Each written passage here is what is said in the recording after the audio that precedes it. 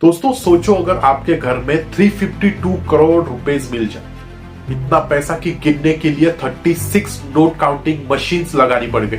ये कोई फिल्म का सीन नहीं है, ये असली जिंदगी में हुआ है ओडिशा के अंदर, और इस रेड ने पूरे देश को हिला के रख दिया। आज हम बात करने वाले हैं इंडिया के सबसे बड़े इनकम टैक्स रेड के बारे में, जहां से निकला पैसा, सोना और डॉक्यूमेंट्स ने पूरे सिस्टम को शॉक कर दिया। इनकम टैक्स डिपार्टमेंट ने ओडिशा के बौद्ध डिस्ट्रिक्ट में एक डिस्टिलरी ग्रुप के ऊपर 10 दिन तक चलने वाला मेगा ऑपरेशन परफॉर्म किया, और इस ऑपरेशन के दौरान उन्होंने रिकॉर्ड ब्रेकिंग 352 करोड़ का कैश और कई किलो चांदी और सोना सीज किया।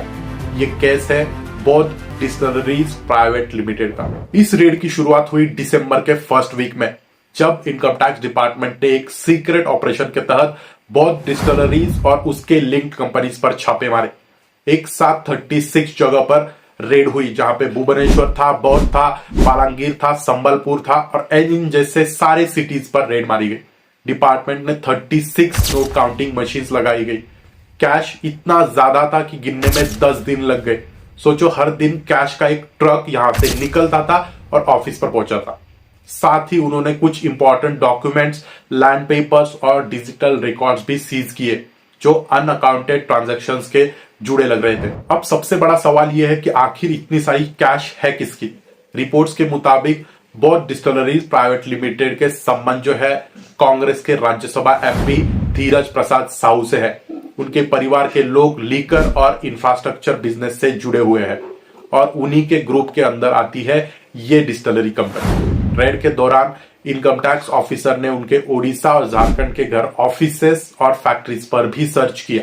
मीडिया रिपोर्ट के हिसाब से उनके परिवार के कुछ लोग, कुछ मेंबर्स जो है, जैसे रितेश साहू एमडी है और उदय शंकर प्रसाद चेयरमैन है, डिस्टिलरी ऑपरेशन हैंडल करते हैं। इनके टैक्स डिपार्टमेंट के कुछ ऑफ द बुक ट्रांजैक्शंस और अनअकाउंटेड कैश फ्लो के बारे में टिप मिली थी, और तभी से शुरू हुआ है ये सबसे बड़ा रेड। लेकिन ध्यान रहे, इन्वेस्टिगेशन अभी भी ऑनगोइंग है। ऑफिशियली अभी तक ये प्रूव नहीं हुआ है कि ये कैश इलीगल है या नहीं। तो लीगली धीरज साहू और उनके परिवार पर अभी कोई कन्विक्शन नहीं हुआ है। सब कुछ इन्वेस्टिगेशन के बाद सारी चीजें क्लियर हो जाएंगी। अब थोड़ी बात करते हैं स्केल की। 352 करोड़ कैश का मतलब है, अगर आप 500 के नोट्स में गिनोगे तो वो कैश का वेट करीब 7 टन होता है। इतना ज्यादा कि कैश के लिए ट्रक्स मंगवानी पड़ी, और काउंटिंग के लिए 36 काउंटिंग मशीन नॉन स्टॉप चल रही थी। और इनकम टैक्स ऑफिसर ने एक स्पेशल स्कैनर यूज किया, जिससे हिडन लॉकर्स ट्रेस किए जा सके। डिपार्टमेंट ने पूरा रिपोर्ट कलेक्ट कर लिया है और central board of direct taxes को भेज दिया है। यह रेड ने ओडिशा और लीकर इंडस्ट्री में हलचल मचा दी है। कई लोग कह रहे हैं कि ये क्लियर मैसेज है ब्लैक मनी के खिलाफ, और कुछ लोग कह रहे हैं कि ये एक पॉलिटिकल मोटिवेटेड एक्शन है।